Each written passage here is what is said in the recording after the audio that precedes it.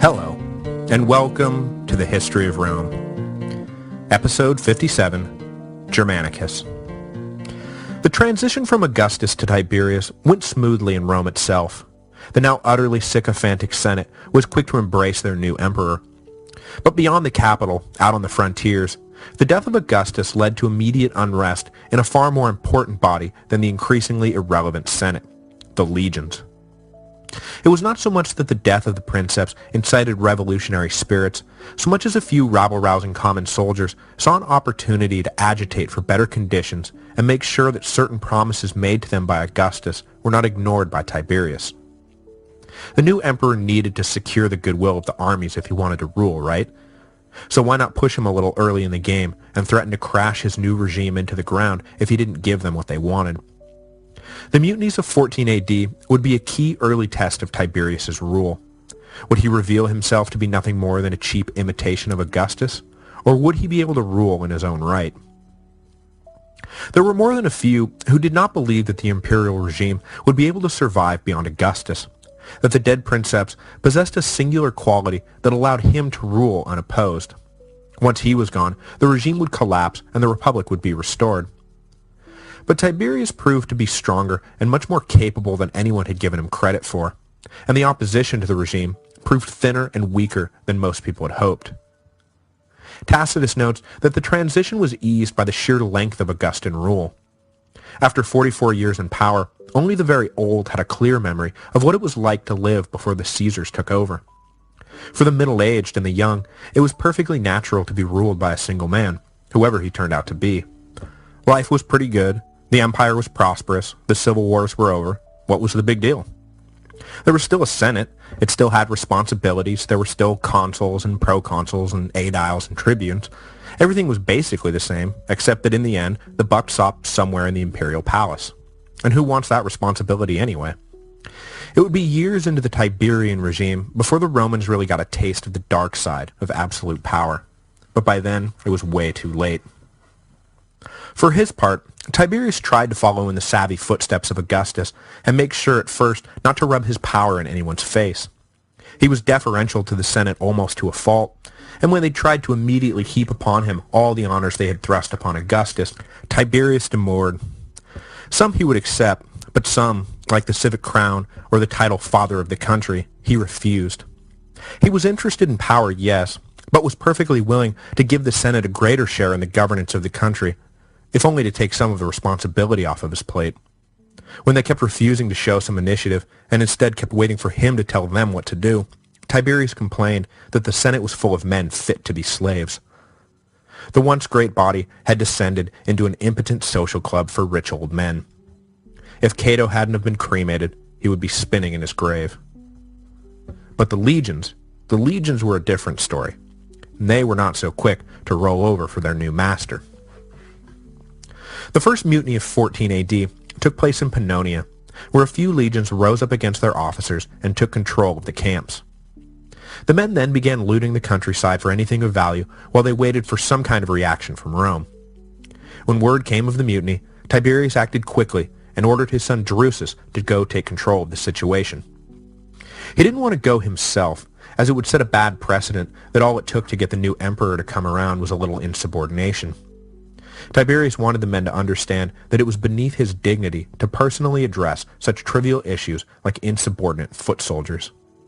But he also wanted to signal that he took the mutiny seriously and that he was not simply going to blow off the demands from his army, which was, after all, critical to his remaining in power. So he split the difference and sent Drusus. Accompanying the emperor's son were two cohorts of Praetorian Guard, led by a man who was to act as Drusus' advisor on the trip, and who will play a major role in our next episode, Lucius Sejanus. When Drusus arrived, the men were in a sorry state of disrepair, and while they accepted Drusus into camp, they were not thrilled to see him rather than his father. Drusus promised to do his best to meet the soldiers' demands, mostly centered around reducing the service time from 20 years down to 16, but that he would also have to consult with Tiberius before any final decisions could be made. The leaders of the mutiny accused Drusus of playing the same good cop, bad cop routine with them that Tiberius and Augustus used to play, with Tiberius now playing the bad rather than the good cop.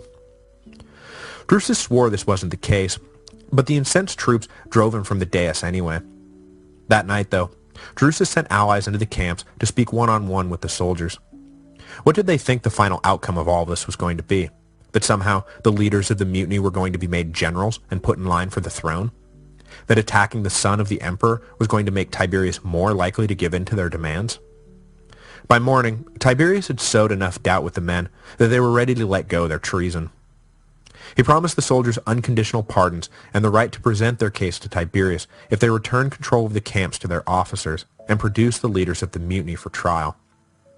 The soldiers, having thought through the likely penalty for keeping up the revolt, immediately complied. The first test of Tiberius's reign ended in success for the new emperor, thanks to the savvy diplomacy of his son. But immediately after the situation in Pannonia was settled, a similar mutiny broke out on the banks of the lower Rhine. A few of the legions stationed there revolted against their officers and drove them out of the camp, following the lead of their brothers down in Pannonia. This time, it was Germanicus who hastened to the crisis. Germanicus was the biological grandnephew of Augustus and the biological nephew of Tiberius, and by legal adoption was now the grandson of the old emperor and the son of the new one. He had just arrived in Gaul to take on the command assigned to him by the Senate after the passing of Augustus, when news of the revolt came, and he quickly made his way to the mutinous camps. Germanicus took after his father, Tiberius's brother Drusus. He was popular, easygoing, a natural leader, and an accomplished soldier, an all-around Roman dreamboat. If you ladies out there want to get a look at the young hunk, there is a picture of a sculpture of Germanicus posted along with this week's episode, taken by the History of Rome's Belgian correspondent Justin, who recently took a visit to the British Museum and was kind enough to send along an album's worth of pictures, which I'm sure you'll see pop up now and again as we move forward. I also want to mention that back on the Teutoburg Forest episode, there are now some pictures posted of a reenactment of the battle, taken a few years ago by chief reenactment correspondent Carolyn, who was good enough to send them along. Awesome stuff, so go check it out. Being as popular as he was with the men, at first the troops tried to convince Germanicus to join them, that if he wanted to seize the throne from Tiberius, they would be more than happy to help him. But Germanicus was indignant at the very suggestion, and promised to kill himself before joining in their treason. Chastened, the men simply ticked off their grievances, which again centered around earlier retirement and more pay for the soldiers who still owed service time. Germanicus, unlike Drusus, went ahead and granted their request unilaterally, rather than waiting for final word from Tiberius. He left the camps pacified and thought that that was the end of it, but the troops soon learned that a delegation from the Senate was on the way. Fearing that the delegation would cancel the promises of Germanicus, the troops again mutinied, and when the senatorial party arrived, the delegates were attacked. Germanicus hurried back to the scene and shamed the men for shooting first and asking questions later. How did they know what the plans of the delegation were? The men from Rome hadn't even been given a chance to speak. Having talked them down from the ledge once again, Germanicus decided it was best to immediately follow through on the promise of dismissal for those who had served more than 16 years. He paid them what discharge bonuses he could out of his own pocket and sent them to Raetia for settlement. Usually, discharged soldiers settle in the provinces where they served, but Germanicus wanted to make sure that these particular disgruntled troops were put out of everyone's sight and out of everyone's mind. He also went through the ranks of the men one by one with their officers and expelled identified troublemakers from the army. With the men once again pacified, Germanicus began to make plans for a long-term solution to the unrest. The problem, he decided, was inactivity. When soldiers aren't fighting, the officers have to come up with some way to keep them occupied, and that usually amounted to day after day of dull manual labor. Bored and disgruntled soldiers become mutinous soldiers very quickly. Germanicus resolved to give the legions on the Rhine something to do. Back in Rome, Tiberius did not like the reports he was getting from the region. The men were trying to declare Germanicus imperator, and he was doling out concessions that had not been approved by Rome. Even with the blatantly obvious demonstration of Germanicus's loyalty to Tiberius a matter of public record, Tiberius went to bed at night with visions of a Germanicus-led coup dancing in his head. I guess it was simply the fact that so many would be willing to follow the young general if he decided to do something that kept him up at night. But despite his misgivings, Tiberius decided to allow Germanicus to remain on the Rhine. Who knows, maybe he would fall off his horse and die like his father Drusus before him. That would be nice. He wouldn't, though. Instead, Germanicus would just raise his profile even more, much to Tiberius's chagrin. In 15 AD, a year which saw Tiberius' son Drusus taking over the consulship, and fatefully, Lucius Sejanus taking over as praetorian prefect, Germanicus decided to do something about the inactivity of the legions on the Rhine.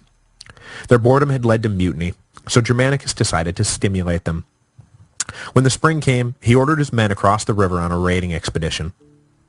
One of the things that had triggered the previous year's mutiny was the perception that they would be denied bonuses promised to them by Augustus now that the old princeps was dead. So Germanicus told them that any plunder taken during that season's campaign would be their bonuses. There wasn't much in the way of long-term strategic aims when it came to Germanicus's expeditions across the Rhine. The point was for the Romans to continue revenging themselves on the Germans for the massacre in the Teutoburg forest, while seizing as much treasure and as many slaves as they could. Not exactly the most high-minded of aims, but Germanicus would still emerge from the invasion more famous and more loved in Rome than ever.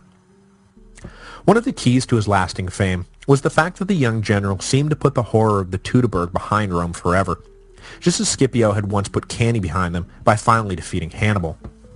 In fact, when it came to Germanicus, comparisons to Scipio and even Alexander the Great came early and often.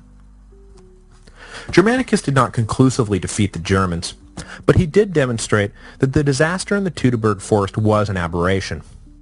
Whenever you get beaten like that, you can't help but wonder if it's the beginning of the end, if all the good times are in the past, and that now maybe you can't keep up anymore. The Romans had to wonder if they were still the invincible force they told themselves they were, or whether those days were now in the rearview mirror. They had, after all, spent the last few years only fighting each other, not really thinking about what was going on in the greater world. But Germanicus's incursions into Germany, while not universally successful, nonetheless showed that Rome could still hold its own on the battlefield against foreign enemies.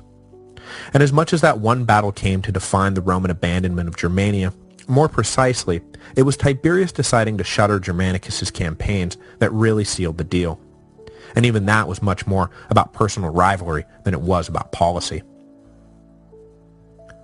At the time, Germania was politically divided into coastal tribes who were friendly to Rome, the powerful tribes in Bohemia who remained neutral, and the fiercely anti-Roman confederation forged by Arminius in the central part of the country. Germanicus crossed into Germania in the spring of 15 with upwards of 100,000 men and made straight for Arminius. Revenge was on everyone's mind. Germanicus was able to easily cut through the defense forces sent to stop him, and at one point even captured Arminius' wife. But the chief himself and the bulk of the German army remained elusive.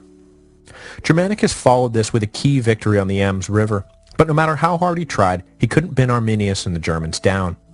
When battles started to go against them, they simply disappeared into the forest, living to fight another day. By avoiding defeat, Arminius was able to rally more tribes to drive off the invaders, and the campaign began to look more evenly matched, with the Germans now offering much stiffer resistance. Before the year was out, though, Germanicus was able to accomplish at least one of the goals he had set for himself. Following the lead of survivors from the battle, Germanicus's army made their way to the site of the Teutoburg massacre. What they found was the chilling leftover of a slaughter. Bones and debris still lay strewn and unburied. Heads had been chopped off and nailed to trees. The evidence of the religious sacrifices the Germans had turned captured officers into also remained, and the survivors who were present attested to the roasting alive of prisoners. Germanicus ordered the remains buried and a funeral mound built to honor the dead. This solemn duty performed, Germanicus pointed his army once again toward Arminius and attacked. But the German leader was able to lure his Roman foes into a trap. He led them into a swampy area and left the Romans with nothing but a thin strip of dry land to work with. But despite the terrible terrain, the legions were able to fortify a defensive position. Against his better judgment, Arminius decided to follow the advice of his more aggressive uncle and ordered an assault on the Roman position. Though the Romans would always struggle against the elements in Germania, when they were behind a wall and dealing with a frontal assault, well, they had been there before. So instead of annihilating a second Roman army, and probably making himself as famous as Hannibal to boot, Arminius was forced to retreat after suffering massive casualties. Germanicus led his men out of the swamp and back across the Rhine for the winter. The next year saw Germanicus only more determined than ever to crush Arminius. The Romans tracked the German leader to the Weser River. An initial battle erupted when the Romans attempted to cross. Arminius swooped in and tried to prevent the crossing, but his men were unable to hold the Roman tide back, though heavy casualties did force Germanicus to withdraw further up the river once he was on the far side. The Germans pursued, and a second battle broke out. In this encounter, Arminius was injured, but he managed to escape uncaptured. The final confrontation took place further downstream, past the site of the original crossing. Just as has occurred at the end of the last year, the Romans were able to inflict serious damage on the German army, but when things got bad enough, Arminius simply ordered his men to melt back into the forest. Germanicus had to leave it there for the year. The weather was turning, and he had to get his men back to the safety of Gaul. The return trip, though, proved to be almost as dangerous as facing the Germans. Germanicus decided that the quickest route would be to ferry his men downriver and sail around to Gaul by way of the North Sea, preferring it to slogging through the marshlands back to Gaul. But a storm kicked up as the fleet hit the open water and drove them against the rocks.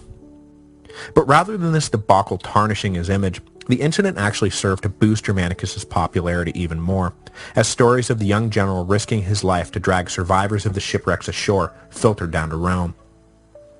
Tiberius, settling into his first years as emperor, watched all of this with a combination of anger and fear. He had had every intention of keeping Rome permanently on the west bank of the Rhine, and here was Germanicus flagrantly invading Germania season after season.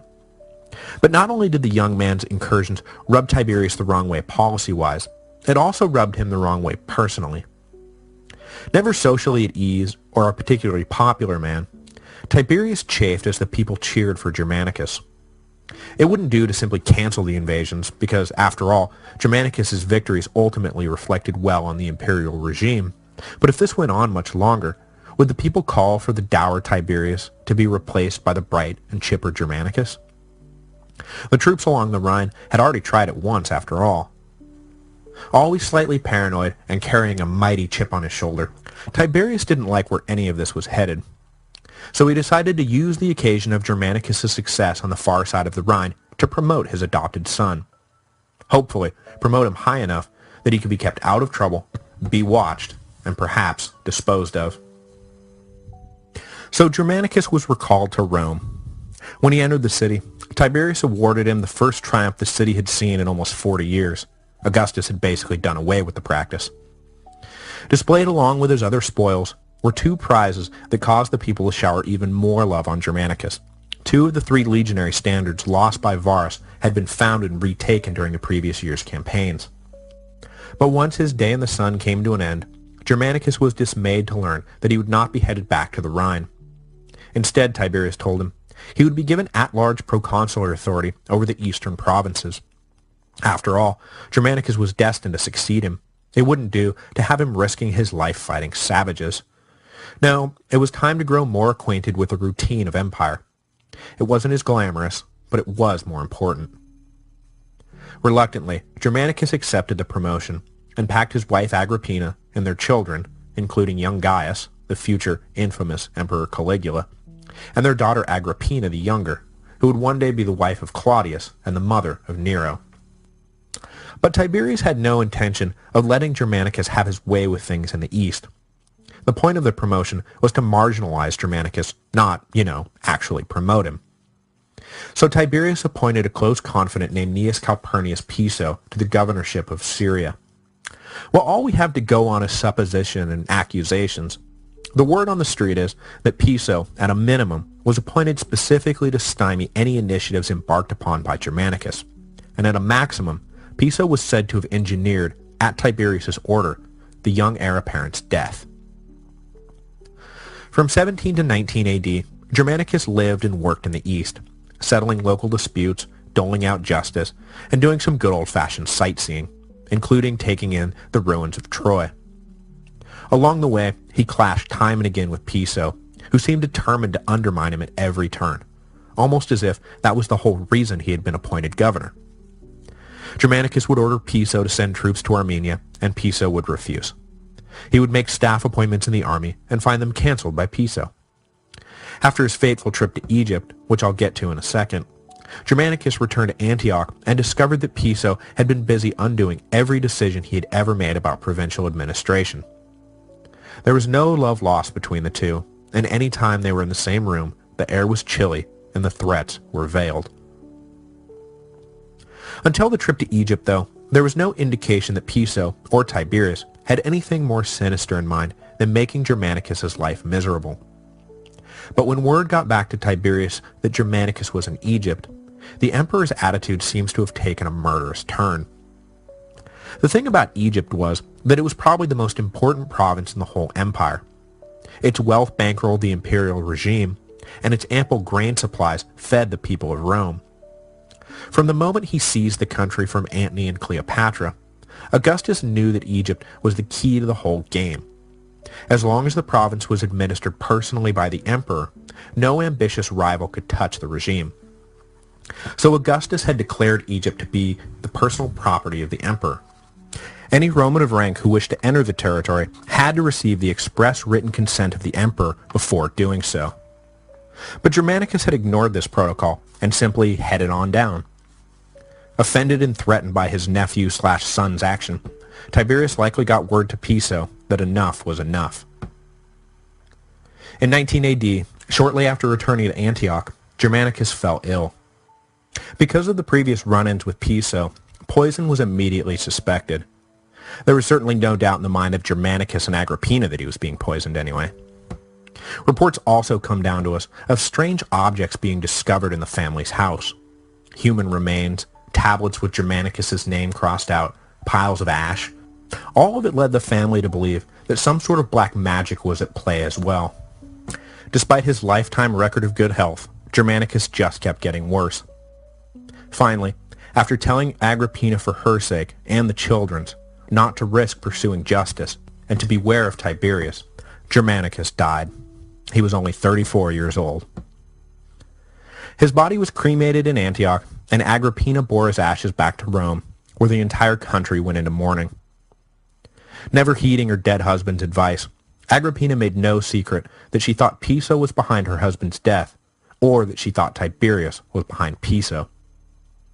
Whether or not Tiberius really ordered Piso to assassinate Germanicus, the charges were now out there in the open, and the emperor had to do something about it.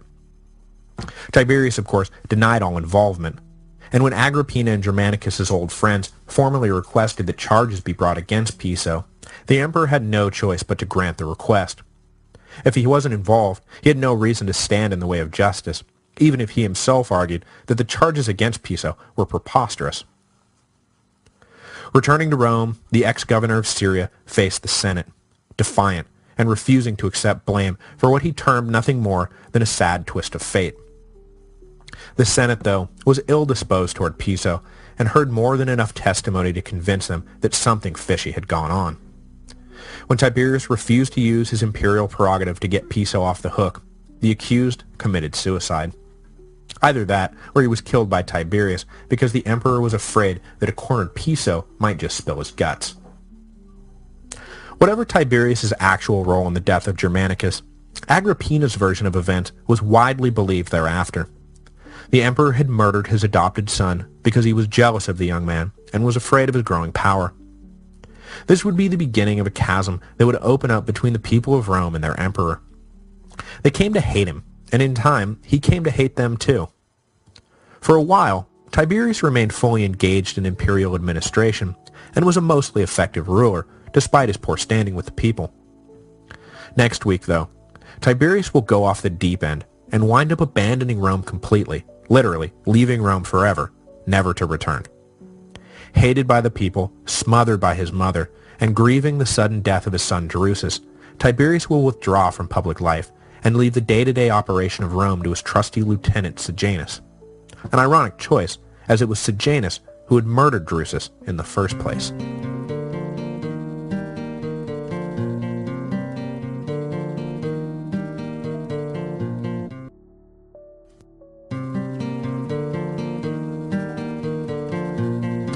Hello, and welcome to the History of Rome, Episode 58, Partner of My Labors.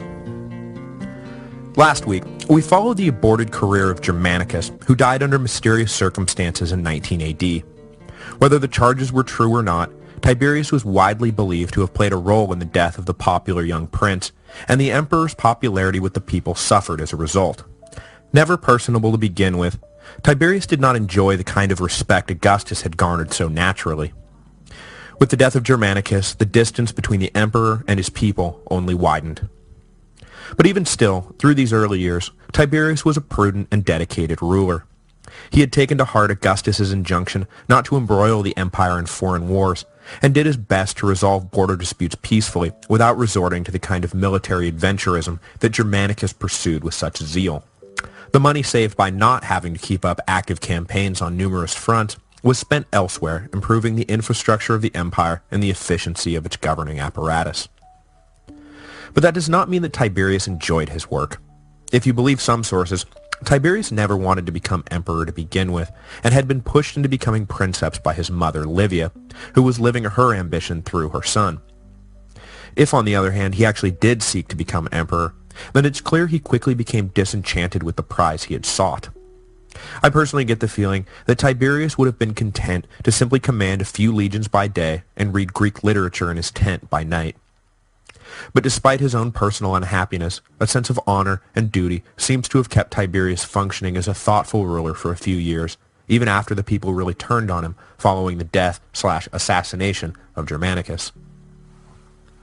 But the underlying misery of Tiberius would eventually overtake him and turn him into the paranoid, debauched, and cruel emperor we all know and love today. Tiberius was only able to hold off his demons for so long, and after the death of his son Drusus in 23 AD, which we'll get to in a moment, Tiberius seems to have allowed them free rein over his psyche. Stoking the gloomy fires in Tiberius's heart was a man of great personal ambition who saw Tiberius's growing paranoia as an opportunity for advancement, the prefect of the Praetorian Guard, Lucius Sejanus. Before we get too far into the drama of the 20 ADs, though, we should probably take a moment to understand what the Praetorian Guard was at this point, and how Sejanus was able to leverage his role as their captain into a position of power that for a few years probably exceeded that of Tiberius himself. I mentioned the Praetorians thus far only in passing, but as they will play a key role in practically every important episode for the next few centuries, they are worth taking the time to understand. The Guard had existed in various incarnations going back to the 200s BC, and was generally understood to be little more than an elite cohort of soldiers who served as bodyguards for a general. The name Praetorian is derived from the Latin word praetorium, which was the name for the general's tent within a legionary camp, around which these elite soldiers would be stationed. During the civil wars, the major figures involved all had cohorts of Praetorian Guards serving them, but it wasn't until Octavian emerged triumphant that a single, quote, Praetorian Guard emerged as a formal institution within the state. During the reign of Augustus, the Guard were stationed in and around Rome and were used as a combination police force, intelligence service, and, of course, bodyguard for the imperial family. Augustus set their number at 9 cohorts of 500 men each, which he later upped to 1,000. But, conscious of appearances, he did not station them at a central base within Rome. Instead, he scattered the men in lodgings throughout Italy. Augustus wanted their presence known and felt, but not so much so that it put lie to his claims of republican legitimacy. So at any given time, only 3 cohorts would be on active duty in the capital itself. During the Augustan period, the Praetorian was a fairly benign force, but once Augustus was dead, the Guard seems to have grown aware of the power it could easily possess if it simply pushed a little. Tiberius really gave them a glimpse of the apple when he decided to eschew Augustus's policy of keeping the troops scattered and instead lodged them in a single barrack just outside of Rome. At the same time, he upped their ranks by 3 more cohorts, bringing their total to some 12,000 men. Tiberius also let slip the policy of keeping 2 prefects at all times in charge of the Guard, mimicking the pattern of the consulship, which had for so long prevented power from accumulating in the hands of one man. The first man to serve as sole prefect, the aforementioned Sejanus, had a ruthless Machiavellian personality, and from this point on, the Praetorian became a political force as well as a military one. Ostensibly, the Guard relied upon the emperor for their status, and as such, should remain perfectly loyal to him. But in practice, Tiberius and all of his successors found that it was far more the other way around. The emperor relied upon the praetorian for his position. As such, the guard began to wield something of a de facto veto over state affairs. Because what was the emperor going to do? Cross them? They guarded the imperial family while they slept. For the next few hundred years, the Praetorian Guard would sit fat and comfortable in roomy barracks with their double pay and lax discipline and dare anyone to challenge them.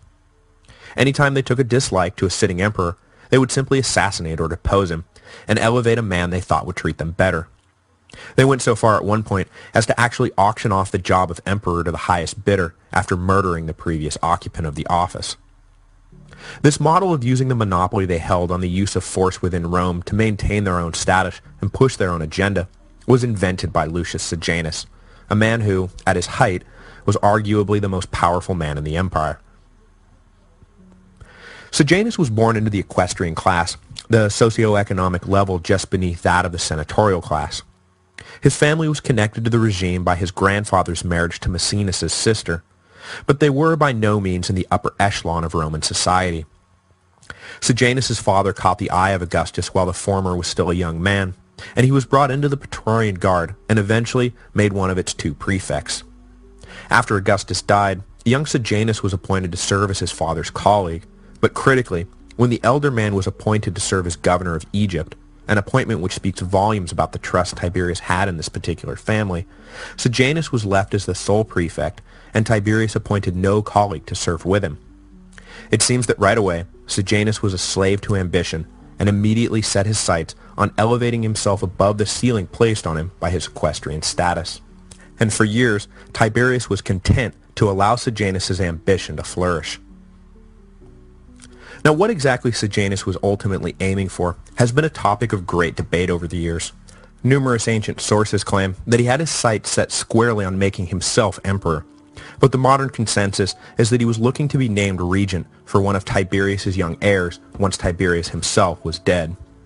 But of course, when Sejanus began to scheme after attaining sole control of the Praetorian Guard in 15 AD, there was one giant obstacle in his way: Tiberius' son Drusus. With Drusus the obvious heir to the throne, there was no room for Sejanus at the top, as young Drusus was not young enough to require an overbearing regent to rule in his name. Now you might be saying, okay, well, we're about to see that Sejanus was able to do a pretty good job worming his way into Tiberius' favor. Why not just keep on keeping on and be the power behind the throne of the eventual emperor Drusus as well? The answer is that Drusus hated Sejanus. He found the manipulative prefect absolutely despicable, and Sejanus in turn hated Drusus, even more so after the hot-tempered heir had actually hit him during one of their frequent arguments. If Drusus did become emperor, Sejanus would probably be lucky if he was simply removed from office. Exile would not be out of the question, nor would forced suicide, nor execution. I think it's safe to say that nothing would have been more disastrous to the life and career of Lucius Sejanus than the ascension of Emperor Drusus. While he was wondering how to get around Drusus, Sejanus was also thinking about how to get around the fact that he was merely an equestrian and had likely risen as high as his status would ever permit. Finally, the prefect hit upon an answer that would take care of both of his problems simultaneously, an elegant, if sinister, little solution. At the time, Drusus was married to Livilla, the daughter of Tiberius' brother Drusus, and Antonia, the daughter of Octavia and Mark Antony. If Drusus were to suddenly die, and the widowed Livilla was allowed to marry Sejanus, then he would become a member of the imperial family, and any children he sired would themselves become potential heirs to the throne. So he set about seducing Livilla, in the hopes that she would not only welcome him as her husband, but also that she might help him eliminate Drusus. Luckily for Sejanus, Livilla was more than open to cheating on her persistently absentee husband. Once the affair got going, it did not take much for Sejanus to convince Livilla that Drusus was a hindrance to them both. If Drusus were eliminated, Sejanus would whisper in her ear, then they could be together in the open. Sejanus would be in a much more powerful position politically, and together they might eventually rule the empire. Clearly, Livilla had no great love for Drusus because in 23 AD, she agreed to secretly administer poison to her unsuspecting husband. Apparently, she and Sejanus did such a good job that no one ever suspected that Drusus' sudden illness and death was the result of foul play. it would be years before the truth came out. Tacitus marks the death of Drusus as the turning point in Tiberius's reign. The emperor had shared a consulship with his son in 21 AD and was in the process of transferring a great deal of administrative authority to Drusus at the time of the young man's death. Tiberius had failed to get the Senate to help him with his increasingly unwelcome burdens of office, and had ever since viewed Drusus as the answer to his unhappiness. When Drusus died, Tiberius suffered the blow not just as a father who had lost a son, but also as a prisoner who had been denied parole. Now, a faction of ancient historians, led by Suetonius, report that Tiberius cared very little for his son and actually cut short the customary mourning period and returned to work because he had nothing really to mourn at all.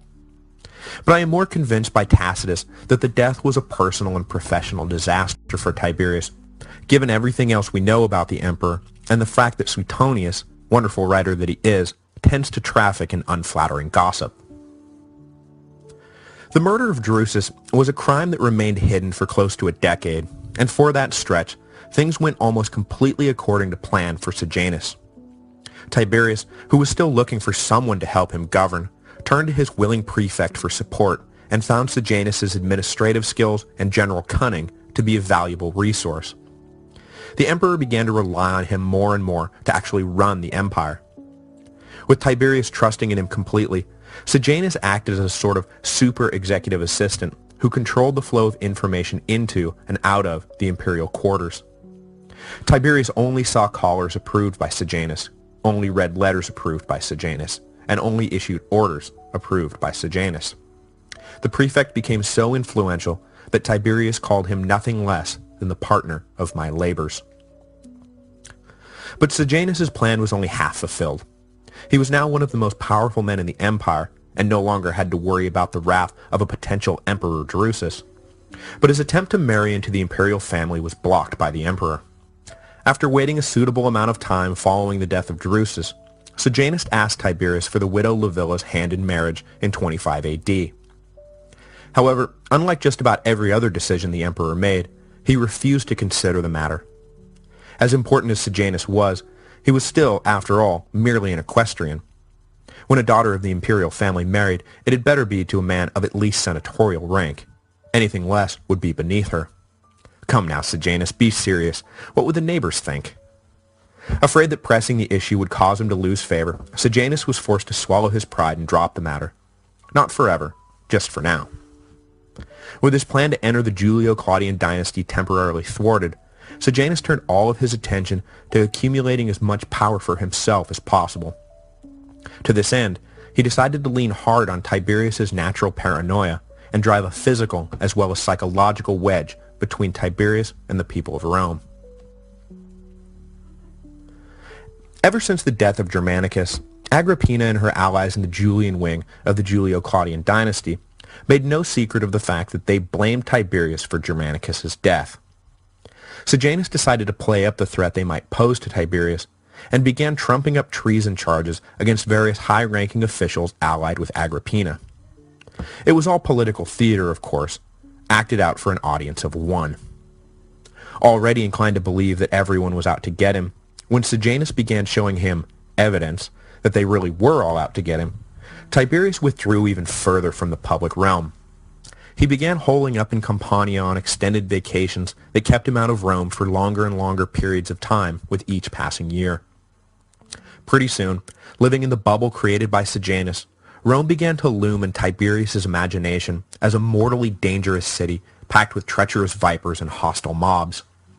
In 26 AD, he decided to retreat to his villa on the island of Capri and leave Rome to its own devices. No one knew it at the time, but when he left the city that year, it would be the last time Tiberius would actually set foot in Rome. He would constantly send word that he was coming back soon, that he would be there any day, but excuses always delayed travel, and he just never got around to it. The truth is that Tiberius was probably terrified of returning to the city, convinced as he was that as soon as he did, the mobs would riot and tear him limb from limb. For the last 11 years of his reign, Tiberius ruled in absentia from Capri. His man on the ground, of course, was Sejanus, who promised to look after Tiberius's interests in Rome until it was safe for the emperor to return. Now, there is a loose variable in all of this that I have thus far neglected to mention, who kept Sejanus' power from becoming complete at this point, and who also may have played a part in Tiberius' second and final self-imposed exile, his mother Livia, now known as the Augusta. During the early years of Tiberius' reign, there seems to have been a cordial, if distant, relationship between mother and son. She did not lack for valuable advice, and there is no denying that she was a fierce advocate for her son's interests. But she also exuded a sort of omnipresence that began to wear on Tiberius. There was no end to the snide gossip that Tiberius had been placed on the throne by his mother, and it was she who really pulled the strings of power. Tiberius struggled to become his own man, and tried to only consult with his mother when absolutely necessary. He wanted to demonstrate that he ruled in his own right, but the Augusta had her own base of support, and there would always be those who saw Tiberius as a necessary figurehead in patriarchal Rome, and that in fact the empire was actually being ruled by its first empress. Though he gave as much latitude to his mother as he felt he could, there were times when the two butted heads publicly. Sometimes she got her way, and sometimes he got his way, but Tiberius seemed unable to escape the perception that when he got his way, it was because the Augusta had relented to a petulant child, and when she got her way, it was because, well, she was the real power in Rome. Tiberius just could not win. And of course, the Augusta did little to disabuse anyone of the notion that all of it wasn't true. Almost all the ancient sources agree that when Tiberius withdrew from Rome in 26 AD, it was at least in part to get away from his overbearing mother. The depth of the enmity toward her that had grown in Tiberius by the end is amply demonstrated by the fact that when she finally died in 29 AD, he claimed that he was too busy with work to return to Rome for her funeral. But as I've said, the Augusta was a fierce advocate for her son. Whether it was in pursuit of her own interests or not, when it came to Tiberius, she was always on the watch for potential dangers to his regime. Thus, when Sejanus wormed his way into the emperor's confidence and began his de facto rule of Rome when Tiberius retired to Capri, he was prevented from wielding absolute control over the empire because the Augusta had her own direct lines of communication to her son that Sejanus was unable to block. The prefect was smart enough not to cross the Augusta, so though he was poised to completely dominate the empire, he wasn't quite there yet. Eventually, Sejanus planned to eliminate anyone who threatened his rise, but a good number of those threats sat in the Augusta's sphere of influence. It would be monumentally stupid to stir up that hornet's nest when he didn't have to. He had plans, lots of plans, but as long as the Augusta was alive, he would have to sit on them. So when, in 29, the Augusta finally passed away, Sejanus put on a public face of mourning, but inside was ecstatic. He could now, finally, make his move. One of those main centers of opposition to him that Sejanus wanted to quickly destroy had grown up around Agrippina. Luckily, eliminating her would not ruffle any imperial feathers, as Tiberius himself hated her and wanted her out of the picture. Not only was she still beating the "Tiberius killed my husband" drum, but she also actively promoted her own sons as the true heirs to the imperial throne. Augustus had wanted Germanicus to follow Tiberius, she said, so it was only logical that Germanicus' sons stand as the rightful heirs.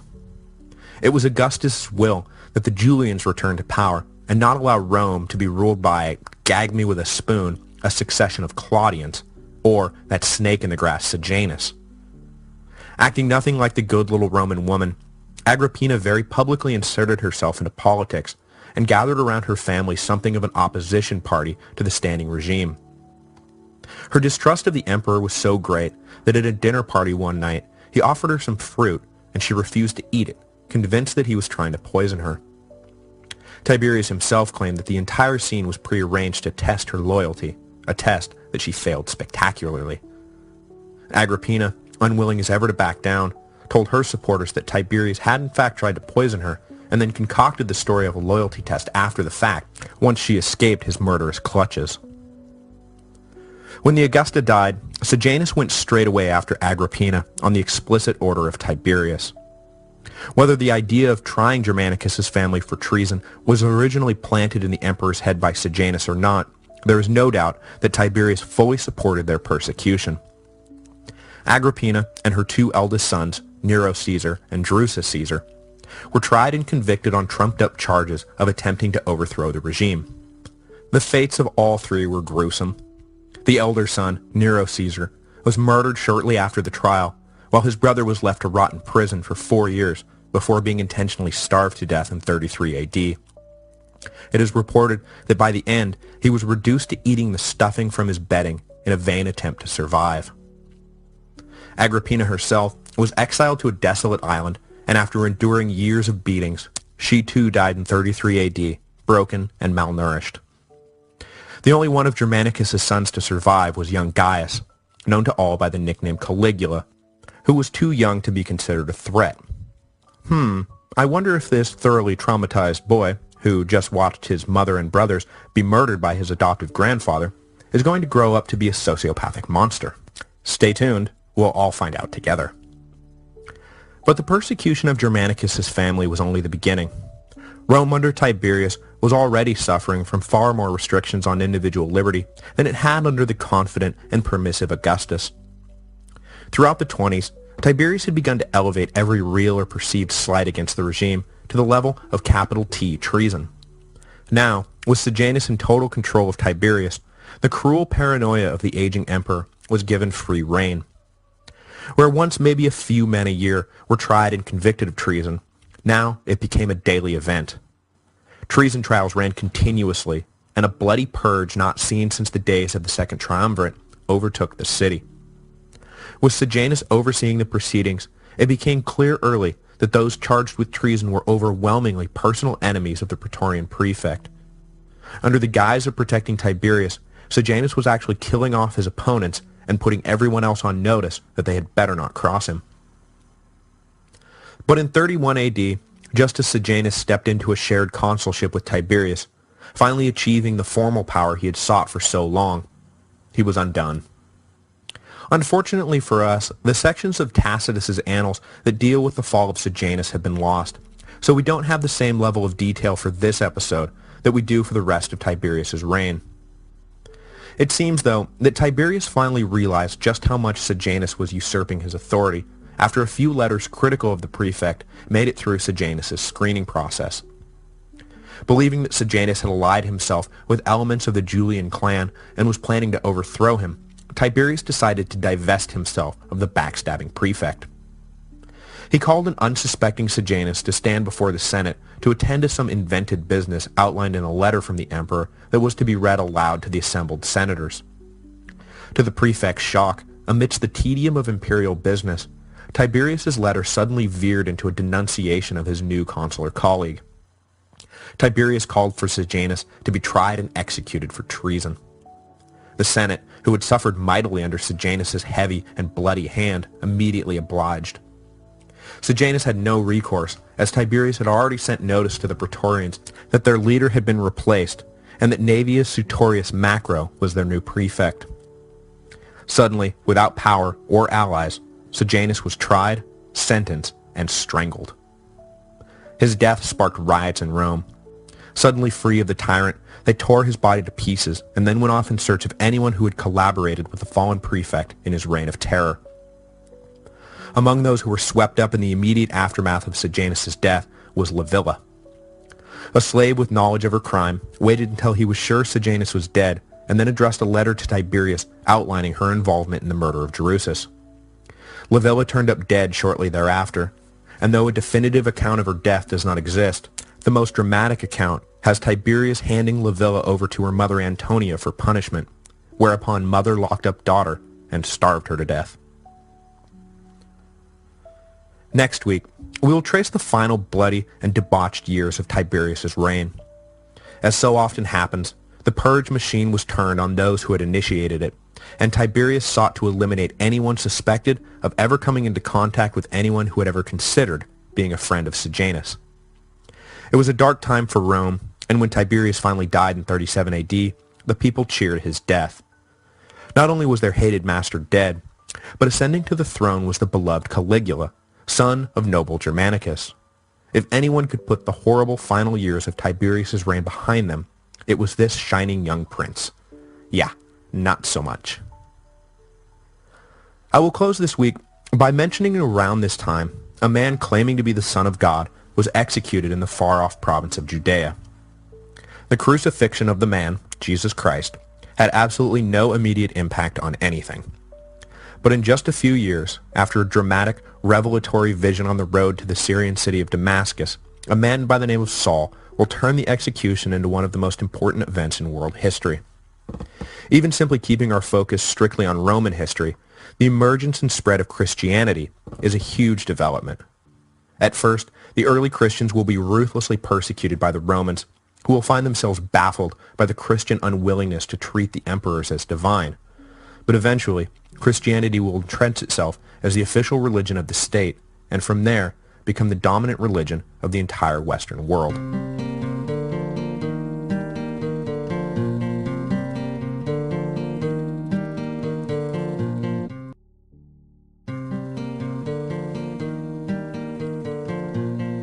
Hello, and welcome to the History of Rome. Episode 59, To the Tiber with Tiberius. Tiberius had never been particularly happy with his role as emperor. From the beginning of his reign, he had attempted to dump as much of the drudgery of supreme authority as he could off on other people, first trying to enlist a thoroughly disinterested Senate, then a willing but dead too soon son, before he finally settled on a supposedly hyper-loyal Praetorian prefect named Lucius Sejanus, who proved to have only his own interests at heart. After the fall of Sejanus, though, Tiberius simply stopped looking for a partner to bear his burdens for him. That is not to say that he actually began to embrace the dull responsibilities of office. Quite the contrary. After Sejanus was executed, Tiberius attended to the empire even less than before. Had it not been for the inertia of the imperial bureaucracy, the empire likely would have devolved into another round of chaotic civil wars the minute ambitious men realized that there was no one manning the helm anymore. But the apparatus Augustus had set up turned out to be self-perpetuating enough to survive 6 years of utter neglect by his successor. In his last years, Tiberius was famously obsessed with two things. One, purging Rome of anything resembling a threat to his power, and two, indulging in his own increasingly inappropriate fetishes. We'll deal with the latter in a moment, but as to the former, in the early 30s BC, Tiberius unleashed a terror on Rome that dwarfed anything perpetuated by Sejanus. I've been thinking a lot about these cycles of violence that have been plaguing Rome for the last century. I searched for the word purge in the manuscript, and other than a passing reference to Hannibal being a virus that needed to be purged from the Roman body, the word literally does not show up until episode 34, Marius and Sulla. But since then, it is a vocabulary word that I've been turning to with frightening regularity. Marius purges Sulla's supporters. Sulla purges Marius' supporters. The Second Triumvirate purges the Republicans. The Second Triumvirate purges each other. Lucius Sejanus purges his political enemies, and now Tiberius is about to purge anyone connected to Sejanus. Julius Caesar was the only one of them who refused to join in the fun, and guess what happened to him? That's right, murdered on the steps of Pompey's theater. There is definitely something to be said for the Romans emerging as the dominant power in the Mediterranean in the mid-100s BC. Annihilating the Carthaginians and conquering the Greeks left the Romans with nothing to keep their politics from turning into life-and-death struggles. No threat from a foreign other remained to bind the competing political factions to one another. The number of men and women killed in intra-Roman feuds prior to 150 BC is practically nil. The number killed after, too many to count. And here we are again, another round of bloody, violent purges. And believe me, this won't be going away anytime soon. With the state apparatus firmly now in the hands of a single man, if that man turned out to be cruel or paranoid, well, the state simply followed his lead. Tiberius turned out to be cruel and paranoid, and his vehicle for inflicting his wrath on the population of Rome was an escalation of his treason trials. Prescriptions may have been fine for the wild days of yore, but since the beginning of his reign, Tiberius had slowly codified something far more horrific. There is something terrible about being consumed by violent chaos, but I think there is something far more terrifying about being consumed by violent order. After the rise and fall of Sejanus, Tiberius let his perfectly insane, Kafkaesque legal system off its leash and allowed it to consume everyone. Evidence didn't matter, rationality didn't matter. All that mattered was that you had been fingered, or knew someone who had been fingered. I shudder when I think about living under such circumstances. And unfortunately for the people of Rome, there was little they could do about it. As long as the leadership of the Praetorian Guard and the frontier armies were staffed with men loyal to the emperor, there was no fighting back. There was a comment in the thread to last week's episode from listener Mike, wondering where the rest of the legion stood on all of this, and why they didn't push back against the growing power of the Praetorian Guard. The answer is that at the top, the generals appointed to lead the army were men chosen carefully by the emperor, and their loyalty to the regime was their most important qualification for office. Beneath the loyal generals, most of the professional officers in the armies were actually angling themselves for a spot in the Praetorian Guard. They didn't want to push back against the Praetorian Guard's new influence. They wanted to join in the fun. So the civilian population was left at the mercy of the regime. The primary targets of this round of purges were first and foremost families who had connections to Sejanus. The fallen prefect had earned himself many enemies during his rise to power, but he'd also gained many friends as well. With the fall of Sejanus, those friends joined their patron and were themselves accused, tried, and convicted of treason. Some were exiled, others committed suicide, but most, being unable or unwilling to escape the shame of it, were executed. Their property as usual was seized and folded into the imperial treasury. But not content to focus all of his attention on Sejanus' partisans, Tiberius also welcomed the opportunity to persecute senatorial and equestrian families with ties to the Julian clan, who he saw as having opposed his regime from the very beginning. Praetorian spies spread themselves throughout the city, and the slightest slip of the tongue, say, complaining at a party that it sure did stink that your old friend had just committed suicide after being caught up in crazy Tiberius's treason trials, meant that you yourself were about to be caught up in crazy Tiberius's treason trials. Tacitus describes that the trials paid no heed to gender or age. Senior citizens, children, men and women were all hauled before the courts, tried, and executed. Heaps of bodies began to pile up, and it became a crime to even linger where the corpses lay and mourn a dead friend or relative for too long. It also became a crime to attempt to bury or cremate the condemned dead, whose bodies were treated as those of common criminals, left to rot in the streets or dragged with hooks into the Tiber River. It was a dark time for Rome, and the veil would not be lifted until Tiberius was dead, though we know now that the lifted veil would crash right back down after Caligula arrived and revealed his true colors. While all this was going on, Tiberius remained on Capri, approving lists of victims, but otherwise leaving the empire to its own devices. So what exactly filled the hours of his day? Well, the stories that have come down to us were mostly written after Tiberius's reputation had taken a nosedive, so it's tough to say where fact ends and slander begins. But let's just say that his inhibitions were no longer a factor in his actions. This is a family podcast, and I once upon a time marked the show as clean within the iTunes library, so I would hate to betray that trust by describing in detail what Tiberius was allegedly up to in the last years of his reign, but I will say that just like the treason trials, gender and age did not matter. And also like the treason trials, his victims wound up murdered, supposedly thrown from the cliffs at his villa on Capri when he grew bored with them or was simply not satisfied any longer. The specifics of his alleged depravities can be found in both Suetonius or Tacitus if you would like a full accounting, but just keep in mind that I think a lot of it is probably exaggeration. The final takeaway from the tales of Tiberius's perversions should be that by the time the second emperor of Rome was dead, the people hated and despised him and were eager to utterly trash his reputation. The only silver lining Romans could see in the horror of Tiberius's final years was that the old man would soon be dead and they would get a chance to start over with a new emperor. It's not like the next man could possibly be as bad as the old bloodthirsty pervert Tiberius. Enter to the stage, please, Gaius Julius Caesar Caligula, the man who would prove that you should never put your trust in the notion that at least it can't get any worse. Because guess what? It can always get worse.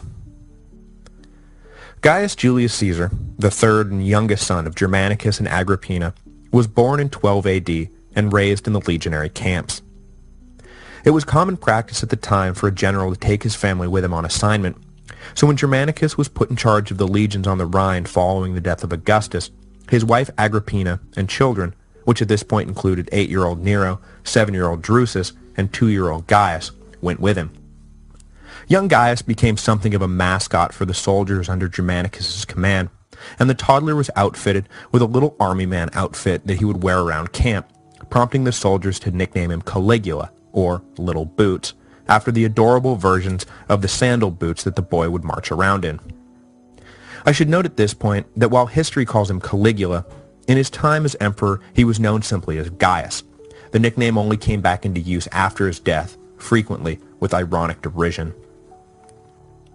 When Germanicus was reposted to Syria in 17 AD, the family, now joined by the girls Agrippina the Younger and Drusilla, dutifully followed along, and when Germanicus died 2 years later, the children, including now the infant Julia Livilla, returned to Rome with Agrippina. The next decade would be difficult for Agrippina and her children. Deathly afraid that any man who married Germanicus' widow would immediately become a powerful rival, Tiberius forbade Agrippina to remarry.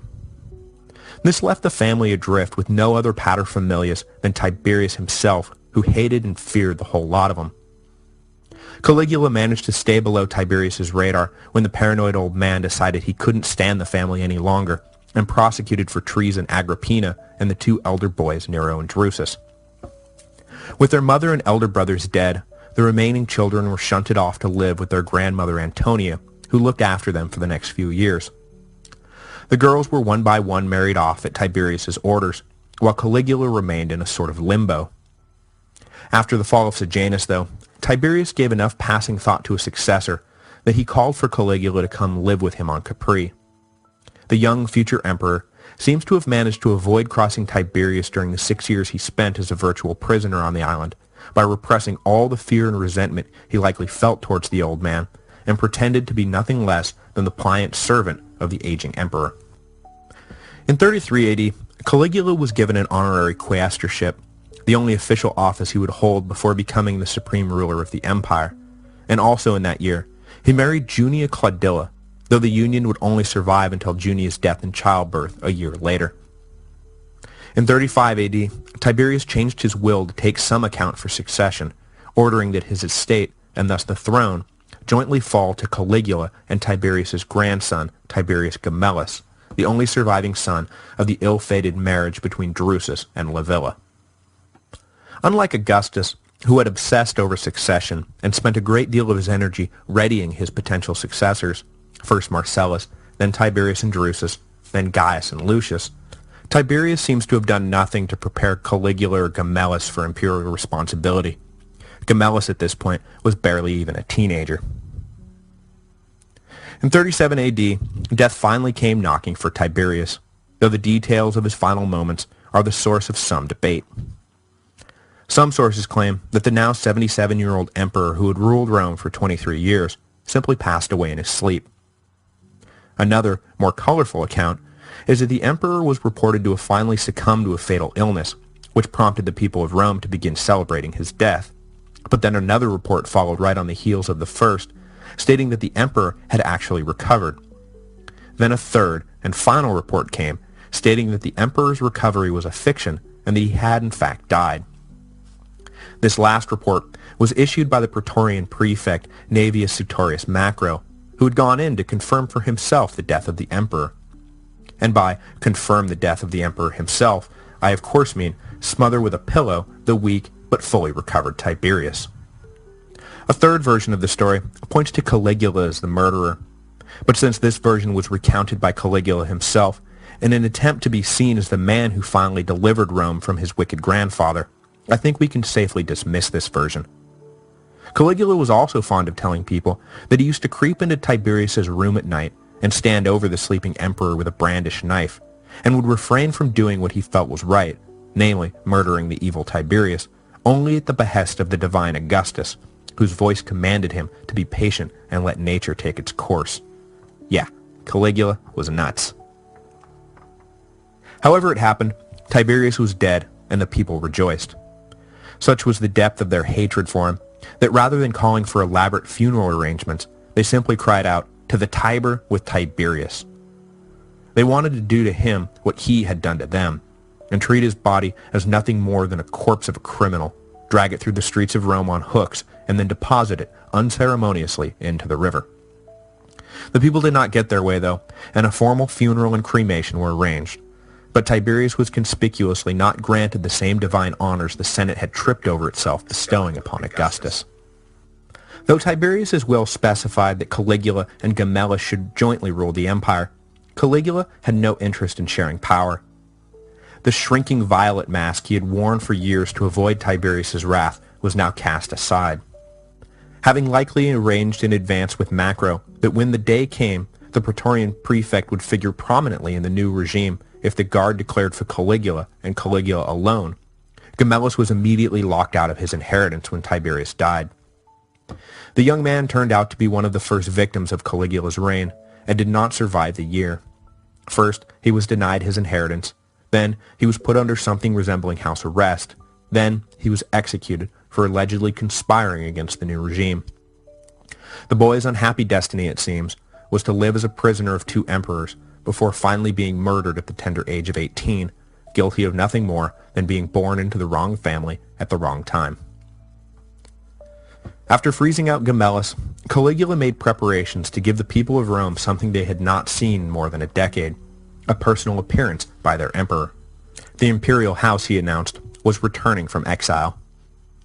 The people were ecstatic at the news, and when Caligula arrived, they lined the roads out to the 20th milepost to greet him. When they saw the new emperor, they shouted at him every pet name they could think of, calling him our prince and our star, and of course, Little Boots. With the handsome 24-year-old son of Germanicus ascending to the throne, it seemed like things were about to change for the better, that it might go back to the way that it had been under Augustus. It was reported that over 150,000 animal sacrifices were made across the empire to celebrate the good news. And at first, Caligula's ascension really was good news. He immediately canceled the treason trials and made a very public show of gathering all the records and evidence that had been gathered by Tiberius's spies and burning it all in a great public bonfire. Those who had managed to survive by going into exile were recalled to Rome and pardoned of whatever crime they had been charged with or convicted of. Suetonius even recounts an episode where Caligula went so far as to refuse to even read a report supposedly outlining a plot against him. To explain his decision, the emperor simply said that since no one had any reason to hate him, he didn't have time to read such idle memoranda. And at this point, he was probably more right about that than wrong. The people of Rome no longer feared daily for their lives and property thanks to Caligula. It's hard to hate a guy for making you feel safe in your own home again. Caligula then went further. He canceled an unpopular tax the Italians had been chafing under, while simultaneously upping the pay for soldiers on the frontier and in the Praetorian Guard. He also reinstated a few of the provisional client monarchs who had been deposed by Tiberius for spurious reasons, and not only gave them their power back, but promised them the tax receipts they would have received had they not been removed from power. To top off his generous arrival to the throne, Caligula initiated lavish gladiatorial games to celebrate the dawning of this new day. At all levels of the empire, from the common citizens to the middle-class merchants to the rich aristocracy to the soldiers in the field and the provincials they defended, Emperor Caligula was a godsend. The pious young emperor then gathered up the bones of his dead mother and brothers and brought them back to Rome for burial in the imperial mausoleum. And finally, he renamed the month of September for his dear departed father Germanicus. Yep, everything was going A-OK. So the question is, what happened? Well, apparently behind the happy facade, all was not well in the house of Caesar. Caligula had never been given the training he needed to really be an effective ruler. He had no experience in administration, had not served in the legions, and had been given no real responsibilities of his own until the moment he became emperor. His early political success seems to have been built largely by his doing nothing more than give the people whatever they wanted. Lower taxes? Sure. More benefits? Sure. Higher pay for the army? Of course. Lavish games and free grain for the mobs? I wouldn't think of doing anything less. It was a completely unsustainable combination of policies, of course, but it seems that the only thing Caligula learned at Tiberius's knee during their 6 years together was that being emperor meant doing what you wanted, when you wanted, with whomever you wanted. Nothing about maintaining steady revenue streams or limiting expenditures to justifiable ends or striking a balance between needs and wants. Caligula basically just said yes to anything and everything, no matter how contradictory all those things turned out to be. With this public policy time bomb ticking in the background, Caligula followed in Tiberius's footsteps and began indulging excessively in wine, women, food, and games. The hard living may have caught up with him because in October of 37, just 6 months after rising to power, Caligula was struck down by a serious illness and nearly died. The people were distraught at the news, and prayers and promises of every shape and form were sent up to the gods to beg them for the safe return of their new emperor. Famously, a few senators promised to trade their own lives for Caligula's if only the emperor recovered. Basically, these were the same empty promises that are often made on deathbeds. "Oh, Jupiter, take me instead," that sort of thing. But then, Caligula recovered. Now, a few of the ancient sources don't draw a one-to-one causal link between the illness and the subsequent madness of Caligula's reign, but a few do point to the event as the decisive turning point. And certainly, if you were to ask the senators who had pledged their lives in a moment of melodramatic piety, they would tell you that the Caligula who went in was not the same as the Caligula who came out. Because when the emperor recovered and learned of their generous offers, he supposedly took them at their word. "How nice that you pledged your life so that I may live. I'm just wondering then, what are you still doing here? Shouldn't you be at home committing suicide? After all, what will the gods do if you break your oath?" Pale-faced and in shock, the unfortunate senators in question had little recourse but to follow through on their once empty promise. In I Claudius, Caligula's recovery from his illness is portrayed as the catalyst for his delusions of godhood, but the scattered accounts we have of his reign don't show him moving decisively towards self-deification until a few years later. So though the illness is a convenient place to point to and say, before this line, good, after this line, bad, it is probably more complicated than that. I, however, will take it as a convenient place to stop this week's episode. Next week, we'll get into the guts of Caligula's short and brutal reign. Though he was emperor for just 4 years, that proved time enough to mark him as one of, if not the, most infamous ruler in Roman history. Incest, murder, rape, and theft are all the calling cards of Caligula, and next week we'll do our best to separate myth from fact. I mean, did this psycho really try to have his horse named consul? Hello, and welcome to the History of Rome. Episode 60, No Better Slave, No Worse Master. The honeymoon lasted for about 6 months. The brief window of optimism that opened with the death of Tiberius was slammed shut by Caligula before the year was out. The half year between Tiberius's death and Caligula's nearly fatal illness can be described as the period after which the Romans had jumped from the frying pan, but before they hit the fire. Because as it turns out that while Tiberius was cruel, paranoid, and calculating, Caligula was simply mad as a hatter. Now I think most of us, even those who are relatively new to Roman history, know that Caligula was up to some pretty rotten stuff. Even people I know who have no interest in history whatsoever generally know, for example, that a pretty disturbing flick called Caligula came out once upon a time, and that the guy had to be pretty messed up for the movie based on his life to gin up so much controversy. Which is true. Incoherent as it is, Caligula the movie does do a pretty good job capturing the essence of the man as portrayed by the ancient historians. But the question is then, how accurate were those ancient historians? Should we really believe every detail that has been handed down to us as objective truth, or should we take some of it with a grain of salt? Unfortunately, we've lost the relevant chapters from Tacitus, who was generally the most reliable source for information on the early imperial period, and we're left with a combination of Suetonius and Cassius Dio, both of whom were writing well after the fact, and the contemporary passing accounts of Philo of Alexandria and Seneca, both of whom have their own individual bones to pick with the mad emperor.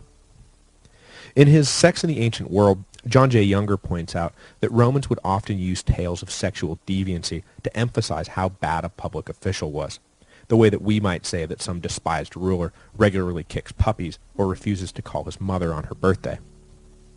So with everyone agreeing that Caligula had psychological issues and that he was a train wreck of an emperor, it is not surprising that his biography has become packed with deviant sexual activity. The same basic dynamic, by the way, is at play with biographies of Tiberius, and will be at play again when we get to Nero and his alleged Oedipal relationship with his mother Agrippina. So I'm sure that there is a lot that the ancient historians got right about Caligula, but much of it is undoubtedly exaggeration. When Caligula recovered from his illness in late 37, his personality either changed dramatically, or, more likely, who he was simply began to break through the magnificent glow the people had shrouded him in. In the wake of Tiberius, the Romans were quick to project their own needs onto this savior, Caligula. So I think it's quite likely that he was the same man throughout. It's just that nobody was really ready to notice what a crazy cretin he was until the initial honeymoon period was over. I mean, he had been dealt blow after traumatic blow his entire life, and had spent years thoroughly repressed, sucking up to the man who had killed his father, his mother, and his two brothers. So I don't think that Caligula needed anything so dramatic as a near-death experience to go off the deep end. Imperial slaves, who spent more time around the boy than anyone, certainly would have agreed that Caligula needed no illness to become unhinged. Watching him alternate between the pliant and passive servant of Tiberius and the sadistic teenager who relaxed by witnessing the beatings and executions that occurred regularly at the imperial villa on Capri, the slaves reported that concerning Gaius, there was no better slave and no worse master. Now that he was emperor, he was the slave to no man, and it was all no worse master from here on out. So let's jump on into the funhouse of horrors, shall we? We should probably get the most famous rumor about Caligula out of the way early, and that is that he was engaged in incestual relationships with his sisters, Julia Livilla, Agrippina, and particularly his favorite, Drusilla. The charges, like I say, likely spring from the fact that later unhappiness with Caligula led to some serious character assassination. But it's worth noting that the perception of incest was not made up out of whole cloth. It is understandable that Caligula and his sisters, suffering as orphans together, would be closer than your average set of siblings, but Caligula appears to have taken things to an extreme. The emperor, for example, seems to have had an atypical married life. He was married 4 times in his short life, with his first wife dying in childbirth, and his second and third wives coming and going within a matter of months. The constant matrons of Caligula's house then in the early part of his reign were not his wives, but rather his sisters, particularly, like I say, Drusilla. His relationship with Drusilla was so close, in fact, that during his bachelor periods between wives, Caligula eschewed the custom of rotating hostesses for his dinner parties, instead sticking exclusively with Drusilla, in effect saying that she is my wife. However, there is no solid evidence of sexual activity between the two, and coupled with his more general embrace of living godhood, it looks like he may have just been playing out the kind of sister-brother, husband-wife dynamic seen in many Eastern religions. But the very public role Drusilla took on as Caligula's primary female companion makes it a not particularly hard leap to believe that maybe something was going on behind closed doors. Not long before her death, which we'll get to in a moment, Caligula further demanded that she be included in the oaths taken by legionary soldiers when swearing to protect the emperor, again in effect saying that she was to be considered his wife. So while the incest rap may be a bad one, Caligula basically did everything in his power to make it hard for people to believe otherwise. That all being said, the incest charges only dominated the gossip of the early part of Caligula's reign, because in mid-38, Drusilla came down with a fever and died. The grief-stricken Caligula, who did not leave Drusilla's side during the illness, ordered that the entire empire go into mourning upon her death, and thereafter would often swear oaths to the divine Drusilla, whom he inducted into the growing imperial pantheon. Unfortunately for Rome, though, once she was gone, the gloves really came off. For the 3 years left on his reign, Roman historians describe at length the man who personifies everything that is awful about absolute power resting in the hands of a single man. Unlike Augustus and Tiberius, who tried to downplay their power and defer to the Senate as much as possible, Caligula had no interest in such things, and actually went out of his way to do everything he could to demean the Senate and exalt himself above them. For example, he would force them to run alongside his carriage while it made its way through Rome, and any senator who failed to show up or display the proper amount of enthusiasm were noted by the emperor and then targeted for future humiliations.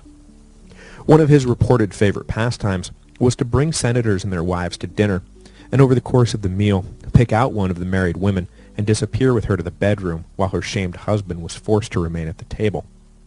Caligula would then return with the wife in question and proceed to describe in detail everything that had gone on in the bedroom. There was no recourse for the distressed couple. Any challenge to Caligula's whims was fast becoming a capital offense. Both Caligula's second and third marriages were actually the result of stealing women from their husbands, and in the case of his second wife, Livia Orestilla, it was actually on the occasion of her marriage that the theft went down. Invited to the wedding, Caligula took a shine to the bride and told the new husband, Gaius Calpurnius Piso, who will feature prominently in the episode on Nero, to, quote, "get away from my wife," and then immediately absconded with the poor woman. Caligula would abandon her just days later, but not before twisting the knife further and forbidding her to remarry Piso. Why did he do it? Who knows? Men and women now lived in perpetual fear that they would say the wrong thing, or do the wrong thing, or do the right thing, but at the wrong time. One young aristocrat was forced to fight as a gladiator simply because he was good-looking and made Caligula jealous. After the man won both of his matches, Caligula had him hauled off in chains and executed. Good times. But the biggest fear was that Caligula would simply covet your estate and confiscate it all after arresting and killing you for no reason. In this, he was indiscriminate. He didn't even bother working up any kind of paranoid fantasy to explain who he was targeting. He would just send agents to your doors one day, and you would be hauled off to court, tried, and exiled or killed. The executions themselves became a hallmark of Caligula's sadism, as he would force parents to come witness the executions of their children. When one man said that he was too sick to attend, Caligula sent around one of his imperial carriages to pick the man up and make sure that he could be there. And when the condemned were killed, they were not simply strangled or hurled from the Tarpeian Rock. No, Caligula was famous for promoting the maxim of death by 1,000 cuts. Major organs were left alone, as the victims were nicked and bled and stabbed over the course of sometimes days. His usual order to the executioners was to make him feel that he is dying. When one man continued to proclaim his innocence as the execution began, Caligula halted the proceedings. Then he ordered the soldiers to cut out the man's tongue so Caligula would be able to enjoy the execution in peace. Charming stuff. The only practical foundation for all of this random cruelty was that Caligula needed money. Lots and lots of money.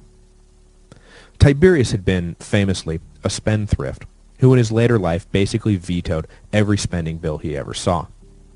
He probably took it too far, leaving many worthy projects unfunded, but there is no denying that when he died, the empire was in excellent financial shape.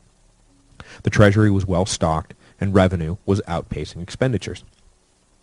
Caligula managed to blow up this financial cushion within 2 years of taking office, leaving the empire and the imperial family massively in debt. Some things he did were decent enough. He finished the Temple of Augustus and built improved ports at Rhegium and on Sicily to facilitate more grain shipments. He also expanded the aqueduct system that was essential for bringing clean water into the city. But mostly, he just blew through the treasury, building huge personal yachts, lavish villas, and a personal chariot racetrack. Caligula's basic motto was, why pay retail when you can pay 10 times retail? At one point, he called for hundreds of ships to line up beside one another in the Gulf of Baiae. Then, he packed them with earth and mortar, turning the whole line into a bridge between the resort at Baiae and the port of Puteoli on the other side of the Gulf. He then rode his horse across the 2-mile expanse. Legend has it that the entire operation was undertaken because Tiberius's astrologer had once remarked that Caligula had no more hope of becoming empire than he did crossing the Gulf of Baiae on horseback. It would make for an almost light-hearted tale, except for the massive expenditures involved and the fact that by pressing all the ships into becoming a bridge, Rome suffered from a grain shortage due to the lack of available freighters. By 39, Caligula's relationship with the Senate and people was shot. The man they had once hailed as their savior had proved himself to be nothing more than an erratic sadist who was bankrupting the empire. Caligula had showed the Senate nothing but disrespect, going so far as to promise to have his favorite horse named Consul because it possessed more intelligence than the whole lot of them put together. Eventually, the senators began to mumble under their breath that we really need to do something to rein this psychopath in. Catching wind that some kind of resistance movement was being organized, Caligula called the Senate to meet and revealed to them a big surprise. He had made copies of all the treason trial notes that he had allegedly destroyed upon taking office. Suddenly, the treason trials were back up and running. The Senate was forced to accept the emperor's decision, but unlike with the 70-year-old Tiberius, they could not reasonably hope to outlast the emperor.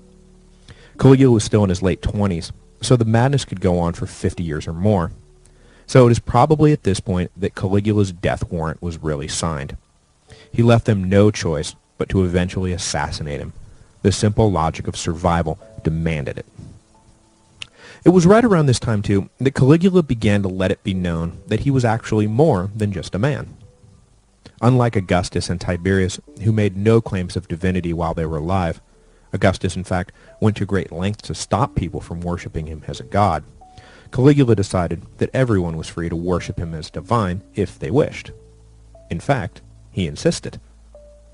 He began appearing in public dressed as Hercules and Apollo and Mercury, sometimes even Venus. More and more, he began to talk as if he were in fact a god, trapped down here on Earth with all these scummy mortals who forever got in his way. The people more or less humored these claims because, hey, what else are you going to do? So when Caligula ordered that his statue be placed in every temple in the empire for worship, most everyone obliged. But his extreme megalomania ran into a brick wall in the far eastern province of Judea. When imperial agents brought word that a statue of the emperor was to be erected in the holy Jewish temple in Jerusalem, there were nearly riots. The fiercely monotheistic Jews, who were already pretty angry that they were forced to live under the Roman yoke to begin with, had no intention of allowing some egotistical punk to share the stage with Yahweh. It was only the timely intervention of Herod Agrippa that prevented a massive uprising against the Romans. Herod was the grandson of Herod the Great, and as a child he had been sent to live in Rome and was befriended by the imperial family.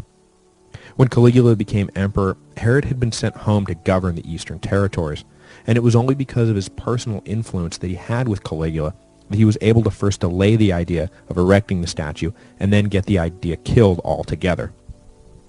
Had Herod not been there to talk some sense into Caligula, the revolt in Judea almost certainly would have erupted 30 years earlier than it eventually did. Having become a god, though, there was still something conspicuously absent from Caligula's resume: military conquest. Being an imperator without any military triumphs to point to is like being a surgeon who has never performed surgery. It just doesn't make sense on the face of it.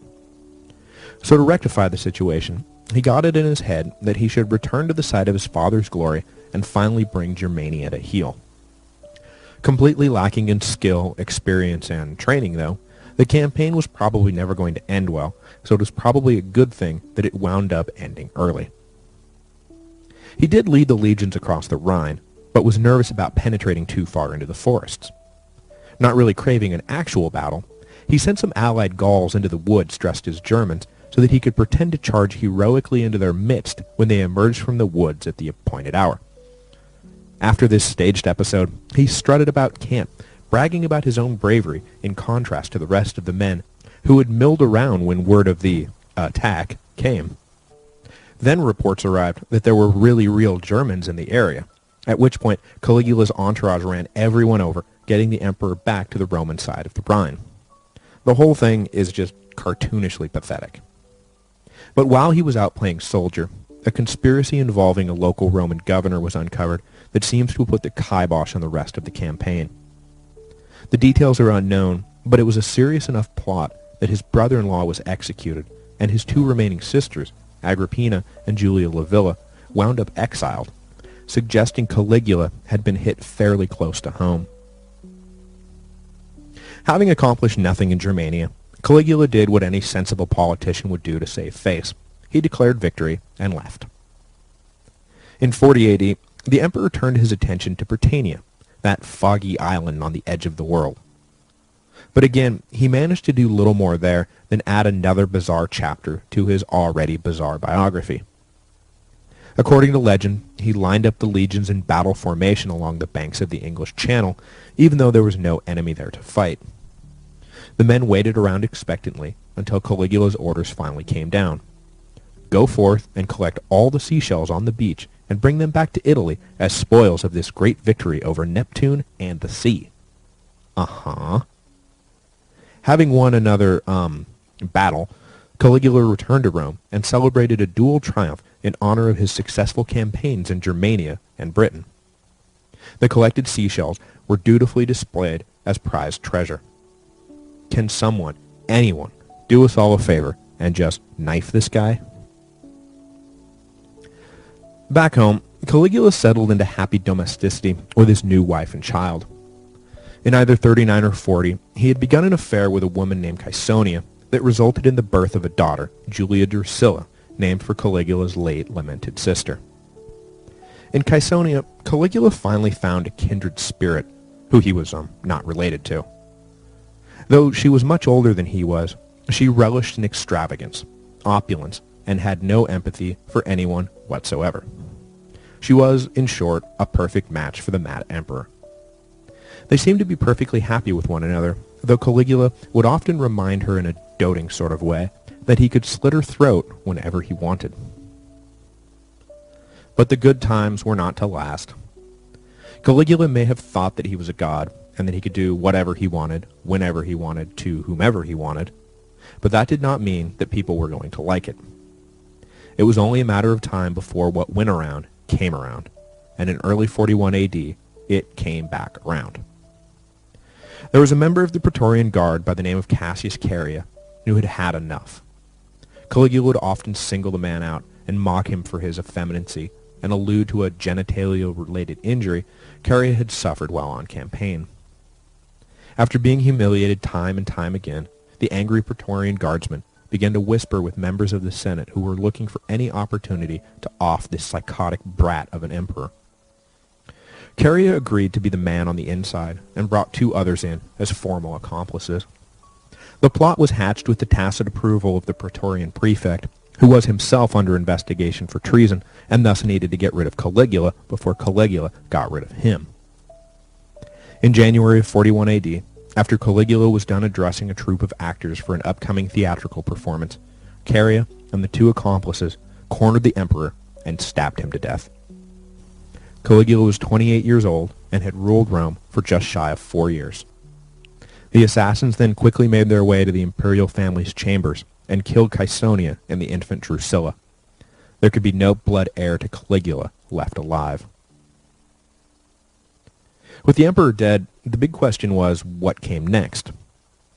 Caria himself seems to have been under the impression that by killing the emperor, it might give the Senate a chance to step into the power vacuum and return Rome to its republican roots.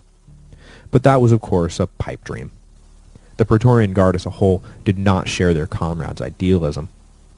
As it turned out, Caria and the other assassins were unable to get to Uncle Claudius before the rest of the guard hustled the stammering fool into the safety of their camp. According to legend, Claudius was hiding behind a curtain when they found him, but that is most likely a later dramatic flourish. That very night, the guard declared Claudius to be the new emperor, which, when word got out, seemed like some kind of sick joke. Everyone knew that Claudius was a mushy-headed dunce who had managed to stay alive through the reigns of Tiberius and Caligula because he made such a great butt for jokes. There was no way that he was capable of ruling the empire. And this was, of course, precisely the point. The Praetorian leadership figured Claudius would be easy to control. As we'll see next week, though, Claudius seems to have had everyone fooled pretty well.